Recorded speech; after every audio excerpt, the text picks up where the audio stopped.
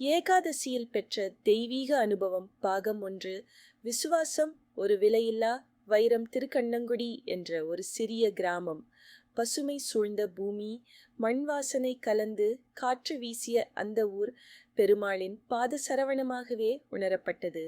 அந்த ஊரில் வாழ்ந்தார் அப்பனியப்பன் என்ற வைணவ பக்தர். வயது 70 கடந்திருந்தாலும் ஒவ்வொரு ஏகாதசிக்கும் விரதமிட்டு திருவிஷ்ணு நாமத்தை ஜெபித்தவர். சுவாமியின் அன்னதானமும் கோயில் கள சேபாவும் இவரது வாழ்வின் அடிப்படை.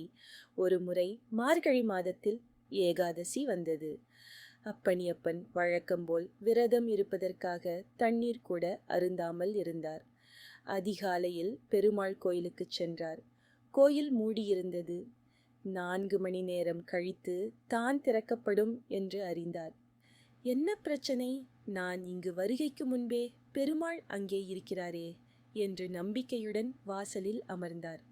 அந்த நேரம் அப்பனியப்பனுக்கு கண்கள் மூடியது போலவே இருந்தது. ஒரு ஒளியுடன் பெருமாள் அவரது முன் தோன்றினார். சிவந்த திருமேனியுடன் சங்கு சக்கரதாரியாய் பரம சந்தோஷமாக. பக்தனே, உன் ஸ்ரத்தையும் விசுவாசத்தையும் பார்த்து நான் வந்தேன். உன் விரதம் வீண் போகக்கூடாது என்றார் நாராயணன். அப்பனியப்பன் அதிர்வுடன் விழித்தார். கையில் துளசி மாலை இருந்தது. பெருமாளின் வாசனையோடு அந்த நாள் முழுவதும் அவர் அழுதார். ஆனந்த கண்ணீர். பாகம் 2.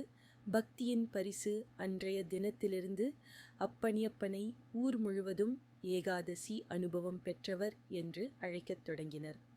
ஆனால் அவர் மிக எளிமையாக, அவன் தரிசனிக்க வேண்டும் என்றால் எந்த கதவையும் தாண்டி வருவான், நம்மிடம் அன்பும் நம்பிக்கையும் இருந்தால் போதும் என்று சொல்வார்.